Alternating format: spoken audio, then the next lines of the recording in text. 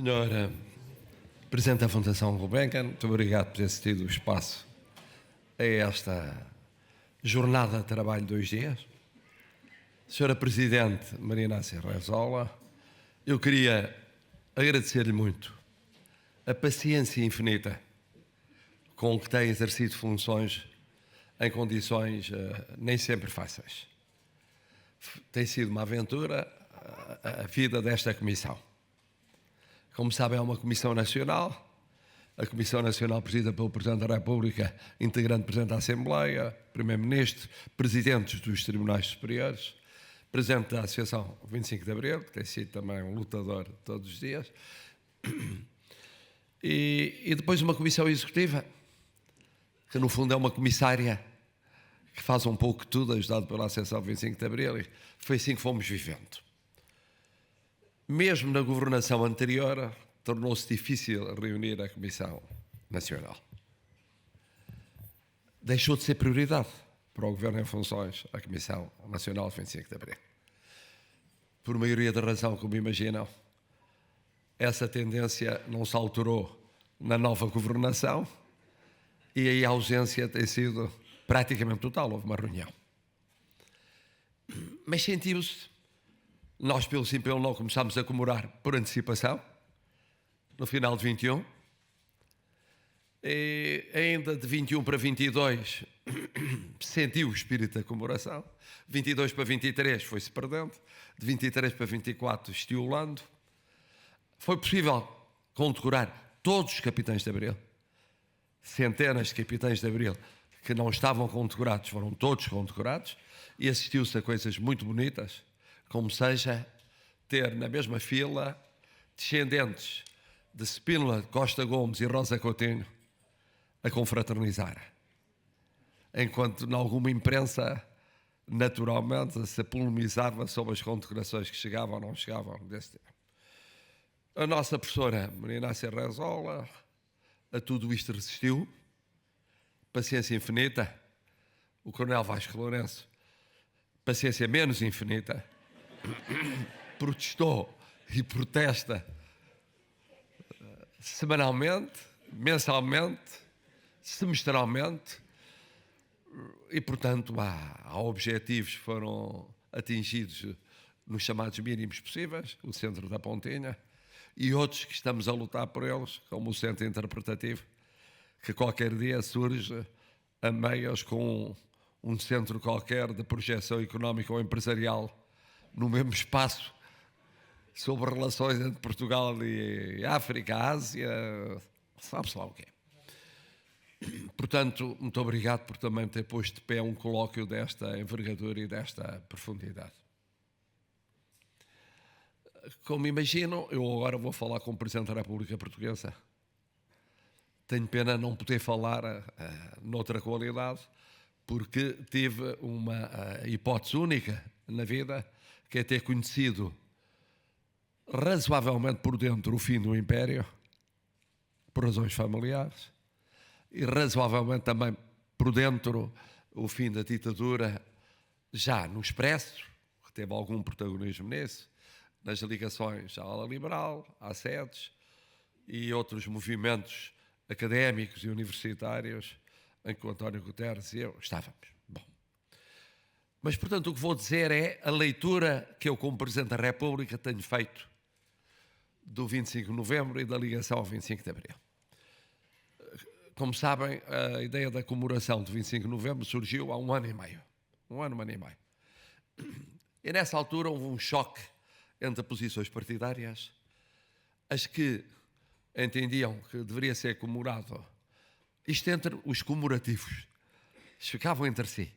Devia comemorar-se nos 50 anos e os comemorativos anuais. Devia comemorar-se todos os anos.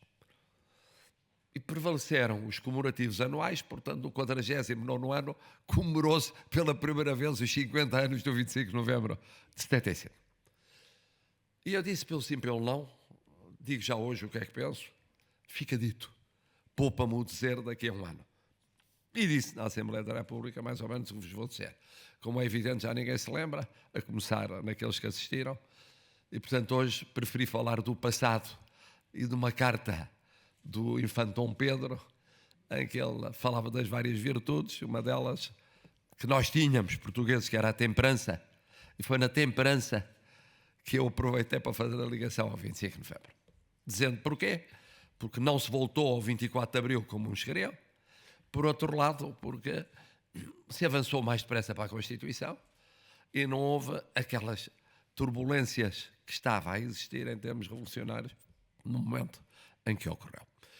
Ora bom, qual é, em qualquer caso, a leitura que eu faço como Presidente da República Portuguesa e fiz publicamente do 25 de novembro? Todas as revoluções, e é curioso que o Sr. Major-General Pezará Correia disse isso por outras palavras, não são uma revolução. E aqui eu concordo com ele, começou por ser um golpe de Estado militar, que se converteu numa revolução. E ao converter-se numa revolução, vamos admitir que enquanto golpe de Estado militar havia total convergência dos muitos, que eram centenas, que acompanharam um processo rápido, muito rápido e muito incisivo. Foi de pouco mais de um ano, não chegou a 2 anos, culminou no 25 de abril, que havia uma convergência absoluta. Nós sabemos que na vida isso nunca acontece. Mas havia tendencialmente, ou esmagadoramente maioritária. Desde o momento em que se converteu numa revolução, passou a haver várias revoluções, e não uma. Passou a haver várias revoluções porque, logo no mundo civil, havia várias leituras inevitavelmente diferentes do que poderia ser a revolução. Como disse também Pezará Correia, isso, não no mundo civil, mas no militar, mas que passou a civil, o spinolismo é uma leitura que surge praticamente no dia 25 de abril, se é que não era anterior, porque houve o 16 de março que não podemos esquecer. O que significa que logo ali ficaram 2 leituras patentes, com os seus aliados partidários. No percurso que vai de 25 de abril até setembro, ao 28 de setembro, é evidente que em torno do presidente Spínola, da sua movimentação nas unidades, nas suas deslocações pelo país, confluíram vários partidos. Uns viriam a cessar a sua atividade a partir de setembro, do 28 de setembro. Os partidos situados mais à direita. Vários partidos que se não se fala já hoje, porque depois não fizeram um percurso. Confluíram noutros partidos. O Partido do Progresso, o Partido Federalista, um Partido Liberal, por aí adiante. Eram muitos partidos. Outros constituíram-se em torno, por exemplo, de personalidades como o professor Paulo Macários, primeiro-ministro do primeiro governo provisório. Outros eram mais antigos, eram partidos que ganharam maior vulto no sistema partidário, mas tinham leituras diferentes do que se passava. Embora presentes nos governos provisórios, tinham leituras diferentes. E foram mudando no tempo. E, portanto, isto para dizer o seguinte, uma revolução nunca é uma revolução só, é feita de várias revoluções, quer na componente civil, quer nesta que tinham uma gênese fundamental dos capitães de Abril, portanto, o movimento das Forças Armadas, as leituras que as personalidades, ou as pessoas que as rodeavam, ou a sua projeção pública, ou os seus aliados partidários, iam constituindo e alterando. E, portanto, concordando com o que diz Pezará Correia, que em muitos casos isso significava que os derrotados no 25 de Abril encontravam novas formas políticas e até partidárias para se constituir. Além disso, havia a vivência própria de cada uma das fases do processo revolucionário. Um processo revolucionário é um processo. E nesse processo há o entrecruzar de tensões, como é natural. Isso não foi evidente na primeira fase, porque era essencialmente spinolismo. Portanto, o presidente Spínola e a sua atuação, primeiro no poder, como Presidente da República, depois na oposição. Mas na oposição em Portugal, depois na oposição no estrangeiro. E constituíam-se movimentos vários. Quem estava dentro da vivência partidária assistia a este entrecruzar de estratégias, de visões sobre o decurso da Revolução. Dir-se-á com intuitos, no caso dos partidos, e eleitorais também eleitorais, porque ia haver eleições para a Constituinte. E este processo é um processo, portanto, cheio de altos e baixos, que atravessam, de alguma maneira, o universo militar, atravessam o universo civil. Inevitavelmente. Eu tive a ocasião de participar como representante de um dos partidos da coligação, em reuniões com os partidos da coligação. E lá estavam o Partido Socialista, o Partido Comunista Português, o MDB-CDE. E o que foi o percurso até setembro foi uma coisa. Eu fazia parte de uma comissão na televisão, fazia parte de uma comissão que preparava o 5 de outubro, depois ultrapassado pelos acontecimentos, já não houve aquele 5 de outubro, e por aí adiante, ao longo do ano de 75. No ano de 75, naturalmente, o que acontece? Que a tensão aumenta, aqui já foi dito isso mesmo, com o que foi chamado de clima golpista, que muitas vezes não era clima golpista, era a tensão política de vários projetos que divergiam entre si. O Pacto MFA-Partidos, que importa notar, foi subscrito por todos os principais partidos, incluindo o CDS. Esse Pacto MFA-Partidos estabelecia uma Constituição Económica e uma Constituição Política, chamamos assim, uma organização do poder político, mais desenvolvida do que a económica. A económica é um dos grandes princípios. E a Constituinte começa a trabalhar na base desse Pacto MFA-Partidos. Verdadeiramente, salvo erro, o único partido ali presente que não tinha assinado era a UDP, e o único movimento que não tinha assinado além da UDP era o deputado independente da ADIM, que representava Macau, e que, portanto, representava uma realidade completamente diferente.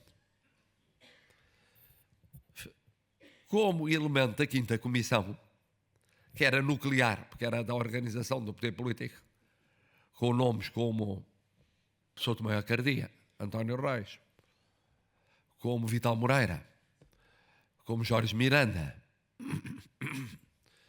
portanto, ou com uma grande densidade jurídica, constitucional, ou com uma grande densidade política, era um barómetro daquilo que era a correlação de forças, quer no universo partidário, civil, chamamos assim, quer nas relações com o universo militar. E aí havia uma circulação permanente de contactos.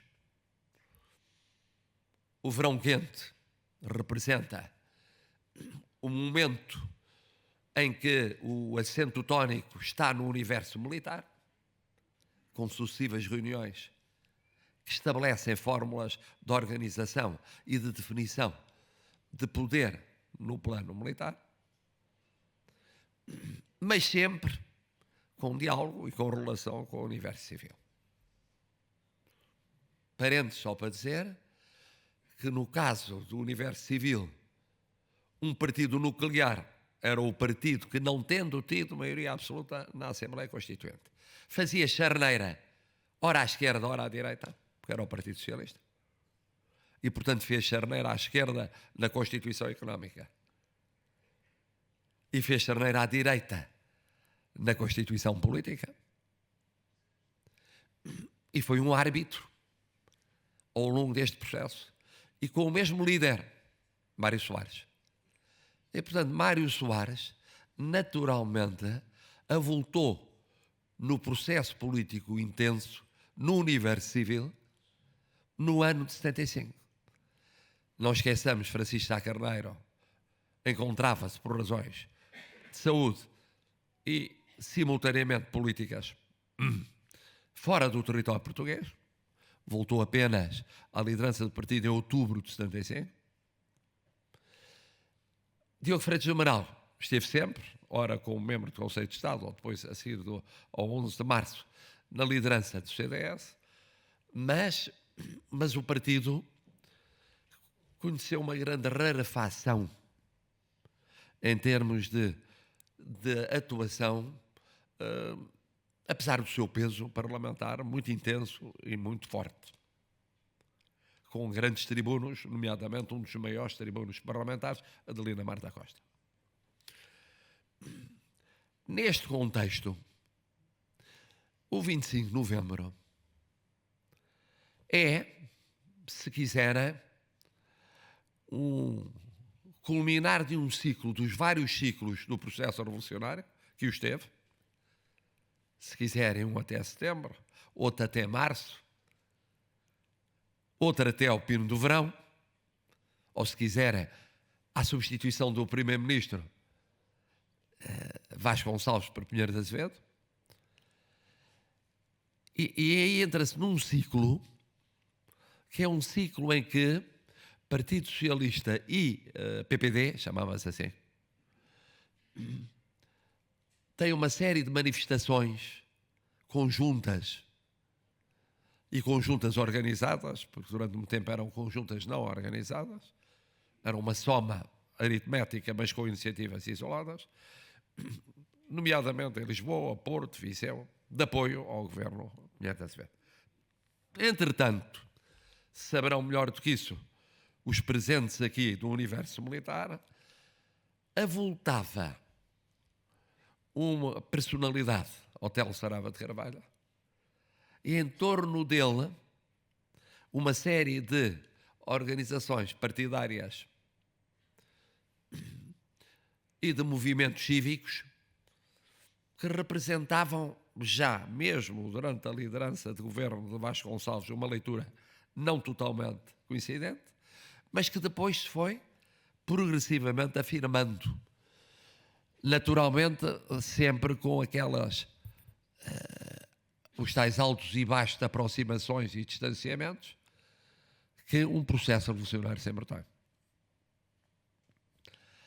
Eis porque o 25 de novembro, para sintetizar, acaba por traduzir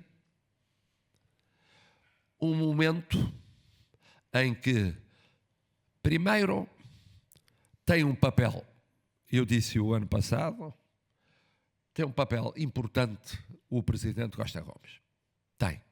No estilo dele, que é um estilo de procura, para utilizar a expressão de hoje, um estilo de procura de equilíbrio, procura de ajustamento às conjunturas e de superação dos conflitos na base desse equilíbrio permanente.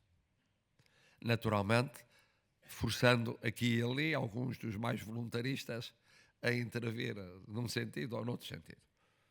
Mas, indiscutivelmente, no 25 de novembro, acabou por protagonizar um papel que, por exemplo, Freitas do Amaral, nas suas memórias, sublinha. Muita gente, eu diria que muita gente não, porque ninguém lê memórias, não é? Mesmo os que comentam, muitas vezes não leram. O que acontece? Muita gente comentou na altura dizendo que estranho, como é que o professor Freitas do Amaral dá este papel tão simpático e relevante, simpático no sentido de reconhecer que ele tinha tido algum protagonismo. Bom, teve o protagonismo do equilíbrio possível, avalizando aquilo que era a gestão da conjuntura na altura. A segunda questão, que é indiscutível, é que houve um protagonismo do documento dos 9. O documento dos 9 corporizou uma elaboração de princípios que eram pistas de ação. E essas pistas de ação eram interpretadas na altura, nomeadamente no universo civil, como uma forma de revitalizar o 25 de Abril, evitando que pudesse haver fraturas que vitimizassem o processo em curso. Nesse sentido, uma procura racional de equilíbrio, mas como o próprio presidente Yanes tem agora admitido, Melo Antunes foi sempre um fator no movimento dos capitais, e antes do movimento dos capitais, no tempo da CDE, um fator de racionalidade conjuntamente ali com outros dos 9. E além de muitos outros que apoiavam os 9. Os 9 eram uma expressão de uma procura de um equilíbrio que salvaguardasse tudo o que era fundamental de Abril, sem riscos que fossem contraproducentes. Abrisse a porta a retrocessos. No 25 de novembro, portanto, militarmente, em termos objetivos, os 9 foram vencedores. É um facto. No plano civil, quem é que se encontrava em posição e merecendo pela forma como tinha entendido a lógica do documento 9 e tinha protagonizado ao longo do ano de 75, sobretudo a partir da primavera, o que era a liderança do universo civil? Mário Soares. Ou, se quiserem, o Partido Socialista, porque havia... O Partido Socialista era Mário Soares, mas eram muitos outros. E naquela ocasião era mesmo uma fraternidade entre, por exemplo, Mário Soares e Salgado Santos. Era um facto. Que os vissem em comícios, era assim que eles atuavam. Isto é a descrição muito simples da leitura feita na altura e da leitura feita nos primórdios do processo constitucional. É evidente que tinha havido aliados que o PPD, o CDS, alguns setores de esquerda, até de esquerda radical, tinham apoiado, mas era esta a leitura dos acontecimentos mais simples. Queria isto dizer que o que resultou do 25 de novembro representou uma vitória exclusivamente da direita? Não, porque Mário Soares, teoricamente, e no Partido Socialista havia imensíssima gente de esquerda. Não porque, mesmo no Pacto 2, a Constituição Económica fica intocada. É alterada a Constituição Política, mas fica intocada a Constituição Económica. Razão pela qual, na votação da Constituição, sucede que votam favoravelmente todos os partidos. E até ao fim a dúvida era saber se o CDS votaria ou não. E eu penso que foi no PPD, muita gente achava que não, mas eu analiticamente, é preciso dizer que tudo isto que eu estou a dizer, eu fui dizendo semana a semana, analisando no Expresso e depois publicando livros sobre isso, sobre as crónicas da Revolução. Mas era perceptível que o CDS não tinha outro espaço de não votar contra na base da Constituição Económica. Até para tapar caminho a uma direita mais radical. Ou o fazia, e mesmo assim não era porventura suficiente, porque o populismo estava mais depressa no PPD do que no CDS, que era uma direita conservadora, católica conservadora. enquanto que o PPD tinha 4 ou 5 sensibilidades muito distintas: social-democrata, social-liberal, social-cristã, a minha, e populista, social-populista, a que depois veio a voltar através de várias lideranças. Mas o que é facto é que se pode dizer, por exemplo, para falar nos setores que foram apresentados como derrotados do 25 de novembro, que, e num deles é indicado o Partido Comunista Português, o Partido Comunista Português venceu em quase toda a linha na Constituição Económica. Se não foi toda a linha, foi quase toda a linha. Isso vigorou de 1976 até 1989, porque não é tocado substancialmente na revisão de 82, que toca-se na transição da organização do poder político. Bom, isto é para vos dizer que isto foi como as coisas, no meu juízo,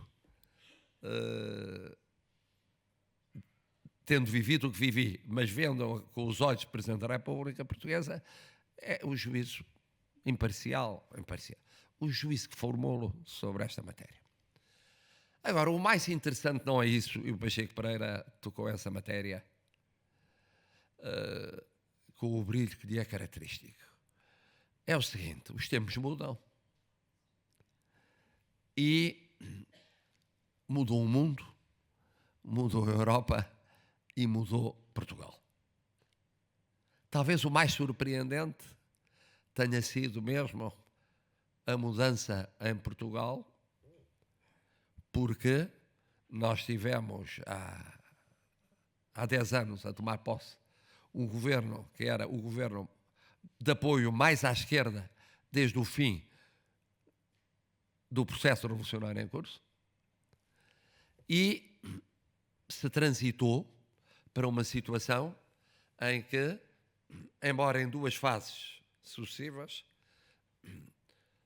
se verificou uma viragem muito acentuada à direita. E, portanto, é natural que as narrativas tivessem acompanhado a velocidade dessa viragem. Nós assistimos a isso na Comissão Comemorativa do 25 de Abril. Não no conteúdo da Comissão, não nos propósitos da Comissão, mas no ambiente que rodeava a Comissão. De facto, é outro Portugal político a analisar o 25 de novembro.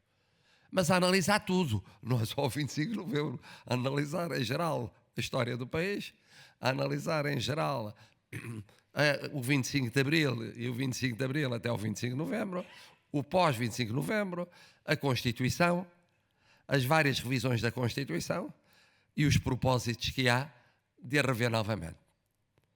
E aí o Pacheco Pereira viu bem, há uma influência decisiva internacional, do contexto internacional.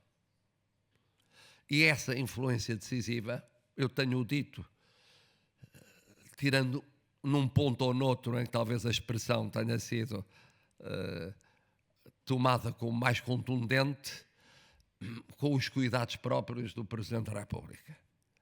É que surgiu um novo tipo de liderança em grandes democracias mundiais, que é uma liderança personalizada, fulanizada, que passa por cima do papel parlamentar, do papel partidário. Utiliza o contacto direto, mediático, com o eleitorado,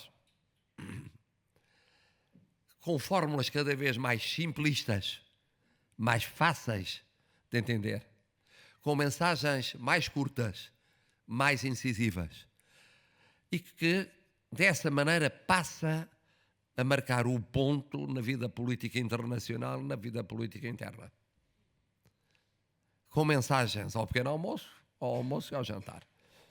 Sofisticadas agora, por fórmulas um pouco, não direi mais elaboradas, porque é muito difícil fazer um resumo de um diploma, legal ou outro, numa frase de 4 ou 5 palavras. Isso aconteceu. E aconteceu e deu o mote a várias outras mudanças significativas. O fim do multilateralismo, a intervenção na soberania de Estados, a intervenção em atos eleitorais de Estados, facilitando determinados resultados eleitorais, mas depois privilegiando alguns setores políticos e algumas mensagens que são essencialmente hipernacionalistas, em muitos casos xenófobas, efetivamente reconstruindo a história própria e facilitando a reconstrução da história alheia. Isto foi um processo muito rápido. Eu lembro de ter tido a percepção disso da primeira vez em que percebi, em termos de um contacto pessoal, 2018, e ninguém acreditava. Devo dizer que antes de mim tinha percebido o Pacheco Pereira. Tinha estado a assistir à campanha eleitoral e tinha dito, quando regressou, vai acontecer uma mudança mundial. Bom, e aconteceu essa mudança mundial. Já tinha alguns fenómenos em paralelo a nível europeu. Aconteceu em termos de releitura da história e releitura da realidade. E, portanto, quando se fala do 25 de novembro, eu continuo a manter a interpretação sempre formalizada o ano passado, no 49º aniversário. Não mudei do 49º para o 50º aniversário. O que acontece é que, de facto, a realidade que estabelece uma nova narrativa, define a narrativa, reformula a interpretação histórica. Aí o mais interessante é acompanhar a forma como, não todos, mas alguns daqueles que tinham a narrativa anterior, mudam a narrativa para a nova narrativa ou convivem com a nova narrativa. Mas isso tem mais a ver com a construção do futuro tal como a vê, do que propriamente com a história do passado. O que importa é que aqui houve durante 2 dias um debate científico, um debate cuidadoso sobre o que se passou, como se passou, os antecedentes, a realidade e as leituras da realidade. Mas também vos digo o seguinte, que verdadeiramente a Comissão do 25 de Abril vai extinguir-se, depois já do termo do meu mandato, mas vai se extinguir teoricamente com o fecho dos trabalhos da Constituinte, a celebração dos 50 anos da Constituição e depois as eleições seguintes à entrada em vigor da Constituição, as últimas das quais as eleições locais de dezembro de 1976. Aquilo que eu desejo, tendo assistido ao nascimento dessa comemoração e tendo tido a experiência única de ser um presidente de direita a fazer por ela mais do que a esquerda poderia ter feito, mas isso não é nenhum mérito do presidente, é apenas os altos e baixos da vida e outras ocupações da vida, mas o que eu desejo é que este tipo de reflexões se projetem no futuro. Se projetem no futuro porquê? Porque a Constituição continua a ter valores essenciais de Abril. Nos direitos, nas liberdades e garantias, em princípios fundamentais da democracia, em aspectos importantes no domínio dos direitos económicos, sociais e culturais e, portanto, inevitavelmente ligados à Constituição Económica, Social e Cultural. E do que se trata é de uma batalha cultural. as releituras da história correspondem a batalhas culturais. E que não se trata tanto de ser uma batalha cultural pelo partido A, B, C ou D, mas pela procura da verdade histórica possível e, neste caso, pela afirmação do significado daqueles valores, daqueles princípios, para que eles jamais venham a estar colocados em causa. Eu penso que esse risco não existe hoje, mas, como sempre, acho que é fundamental olhar para o futuro e quem teve um papel no passado, valorizar o passado, passar às jovens gerações, porque os 9 não são eternos, são no seu legado, mas não são fisicamente eternos. Os fundadores da democracia estão a chegar ao fim de um ciclo. Ainda no outro dia pensava nisso, a propósito da morte de Francisco Pinto Balsemão. Um a um vão deixando de estar presentes. Pensava nisso na celebração do centenário de Mário Soares. Não fora a coragem enorme da família para pôr de pé aquela celebração, teria sido difícil. E temos agora, já com uma idade avançada, os generalianos e, naturalmente, o que é interessante, passar-se a ser herdeiro ou legatário dessa herança ou desse legado, mesmo que não se tivesse nascido na altura em que a herança foi constituída, ou não se tivesse tido nenhuma ligação a essa herança.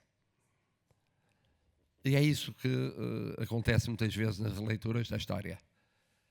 Assistir a quem não viveu, a quem não participou, a quem não teve nenhum entendimento daquilo que se passou, fazer uma releitura totalmente deslocada da realidade.